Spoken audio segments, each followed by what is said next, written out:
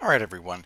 This is a thread from Brian Cates, and it's specifically on Spygate. I'm going to try to explain what certain terms mean throughout this thing, so I'm going to try to make it uh, accessible to a Spygate newbie. Let me know in the comments, please, if my explanation here makes sense, and any questions I'll try to answer or at least get the answer to. All right, here we go. Boom goes the dynamite, boom goes the cover story. 3.5 years of lies just went up in smoke. If the FBI is getting Steele's dossier info in June of 2016. And this says they were. And he's quoting a tweet from Undercover Huber. Undercover Huber at John W. Huber on Twitter. Whoa. Source 1, Steele, reported the information contained herein, the FISA warrant application, which was declassified today, to the FBI over the course of several meetings with the FBI from June 2016 to August 2016. I thought the FBI only got the dossier allegations mid-September. Okay, now this is very important, so pay very close attention. Why was it important to Comey, McCabe, and the Crossfire Hurricane team? For future reference, the Crossfire Hurricane team is the code name given to the FBI investigation of the Trump campaign. And the Crossfire Hurricane team to lie about when they started getting Steele's dossier info. Why'd they claim they only started getting it in mid-September 2016 instead of 3 months earlier in June? All right, so the whole point of this, we got to figure out why they lied and got it earlier. The official story has always been that the FBI followed the book, and no actual spying on Trump and his campaign actually started until they had dotted all the I's and crossed all the T's legally. That I dotting and that T crossing was done in October of 2016. The cover story is that it was brought to the FBI's attention in June 2016 that several Trump campaign people might be Russian agents working with Russia. Supposedly, Carter Page isn't on the radar yet, okay? It's really important. In June 2016, Carter Page isn't on the radar yet, according to the cover story. It all focuses on what Joseph Mifsud is saying to George Papadopoulos, okay? Now, just a little background to stop. Joseph Mifsud is a professor of something from Malta who the cover story says was a Russian agent who was colluding with Papadopoulos to help Trump beat Hillary. That's the cover story from the Crossfire Hurricane people. That's Joseph Mifsud. He has to be a Russian agent for their story to make sense. Bear that in mind. All right, Brian Cates continues. But remember what we know now. The entire predicate for assuming Russians were reaching out to low-level Trump campaign people like George Papadopoulos and Carter Page is because the FBI was sending confidential human sources to them to float Russia rumors and record the conversations. The story, okay, here we go. The story is that it was Alexander Downer. Alexander Downer is an Australian diplomat with ties to the Clinton Foundation. The story is that it was Alexander Downer that contacted the FBI and alerted them to the fact that he had been told by George Papadopoulos that Russia was offering to help the Trump campaign win the election. We know this is the offer that Professor Joseph Mifsud made to George Papadopoulos in London. All right, so stay with me here.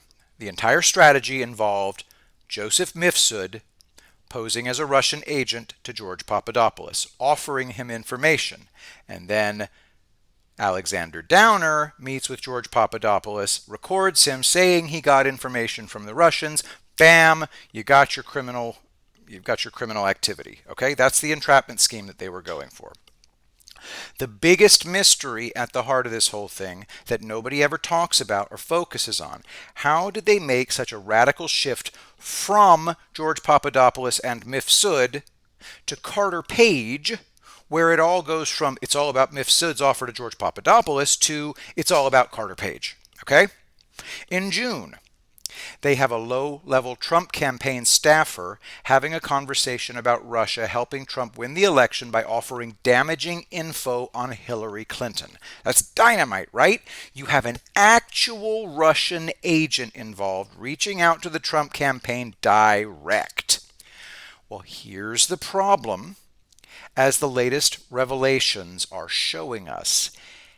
Every single time a confidential human source like Halper tried to get George Papadopoulos on audio tape discussing this supposed Russian offer from the Russian agent Mifsud, guess what George Papadopoulos does? There are two things the CHS's confidential human sources, like Halper and Ozra Turk and Alexander Downer and every other spy they sent at Papadopoulos absolutely needed him to say. They needed him to say, 1, I accepted the Mifsud offer of Russian help. And 2, I communicated the Mifsud offer to Trump's campaign. But George Papadopoulos won't say it. Instead, every single time that fat walrus Halper tries to lead him into incriminating himself and the Trump campaign, what George does is he strongly states he rejected Mifsud's offer, it would be treason, and he didn't take it seriously anyway. You are starting to see why a crossfire hurricane counterintelligence operation launched on the basis of framing George Papadopoulos as a Russian agent quickly discovered over a 3-month period they would have to go to Plan B, which was the Steele dossier stuff they already had. Each time Downer or Halper or anyone else working as an FBI confidential human source tried to get George Papadopoulos to say he accepted Mifsud's offer, he wouldn't say it. Instead, he made strong, exculpatory statements about rejecting the offer. And when asked if he'd passed it on to the Trump campaign, he said no. It was simple in theory. They'd send a fake Russian agent to plant the offer with George Papadopoulos. And then they'd send Halper and others to get George Papadopoulos to repeat it to them in a way that they could use to incriminate both him and the Trump campaign. A classic push-pull operation. Looks to me as if in the planting part, George Papadopoulos' BS detector is already going off. This guy he's never met before, talking to him about this big Russian connection who supposedly has Putin's niece tagging along to impress him. Then, other folks that George Papadopoulos had never met are seeking meetings. Halper suddenly wants to be his sugar daddy, paying him big bucks for what is essentially a make-work job. Downer approaching him, then immediately asking about any Russian help the Trump campaign might be soliciting. Done very clumsily. They never get him to say it.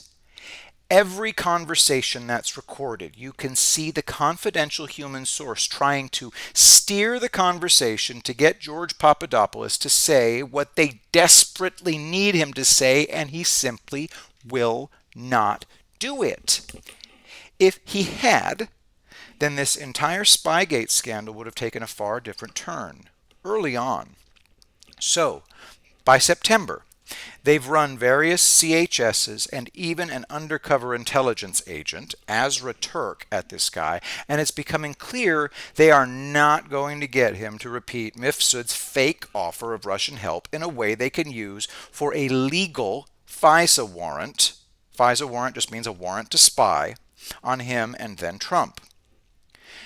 Here's where I do the big reveal. Here's where I explain why they were going to the lengths they were to manufacture a legal avenue to spy on the entire Trump campaign. First, trying to use George Papadopoulos for that purpose, and then being forced to switch to Carter Page.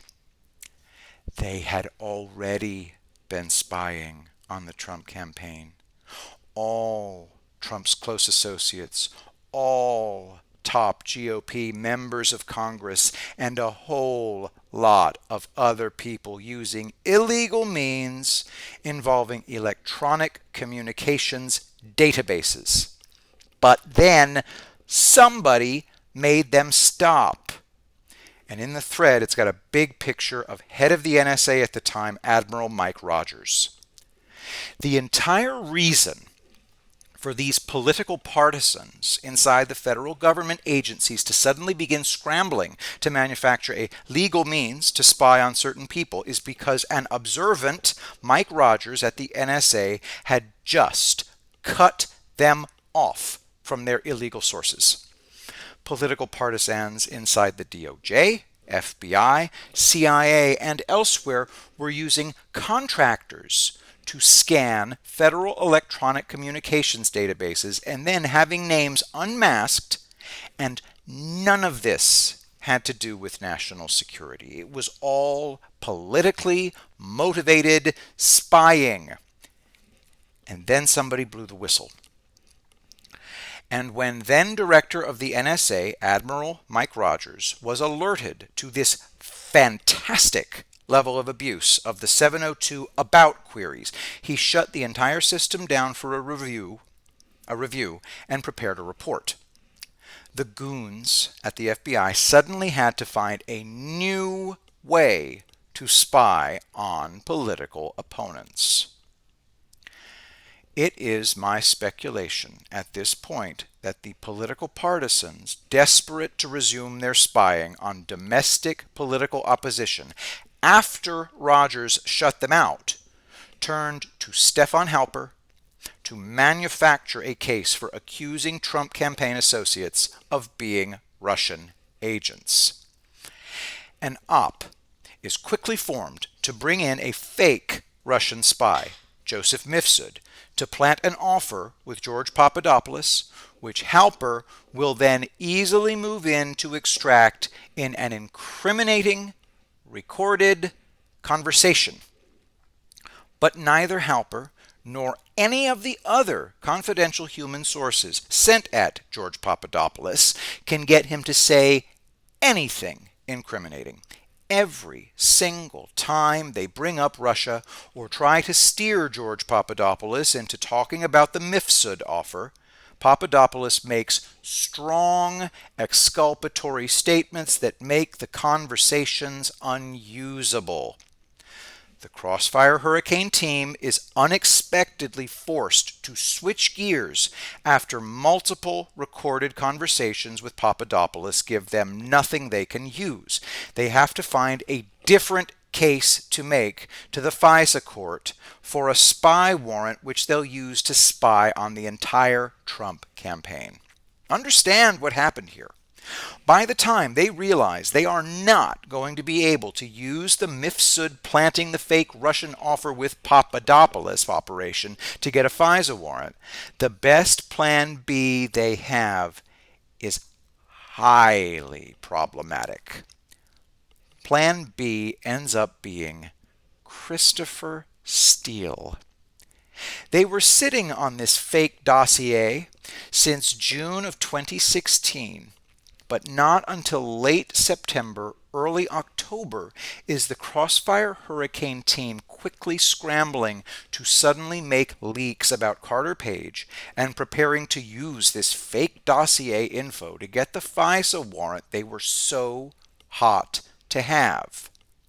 Steele is highly problematic because the Crossfire Hurricane team is fully aware that he is, 1, a foreign national, 2, in the employ of the Clinton campaign as a Trump opposition researcher, 3, tied to Russian oligarchs, 4. Leaks everything to the media. And 5. Claims Russian intelligence as his source.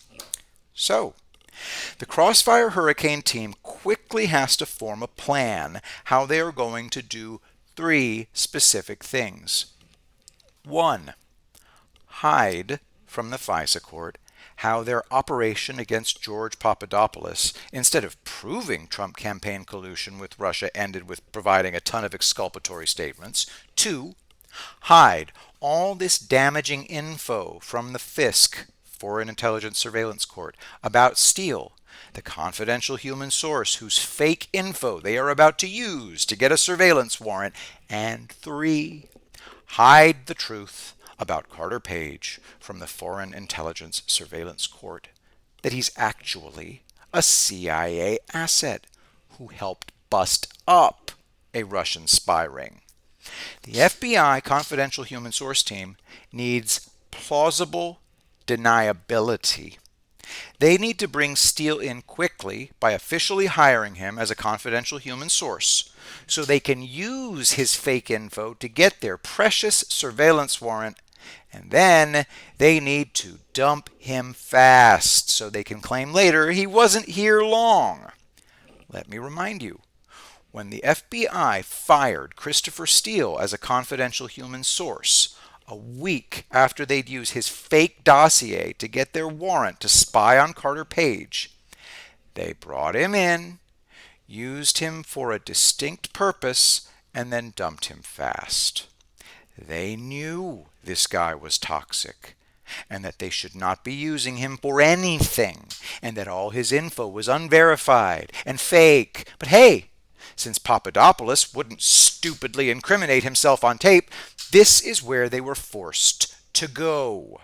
Plus, factor in that there as more time slipped by where they weren't getting to unmask intercepted electronic communications from the databases, these bad cops were getting increasingly desperate to get their spying underway again.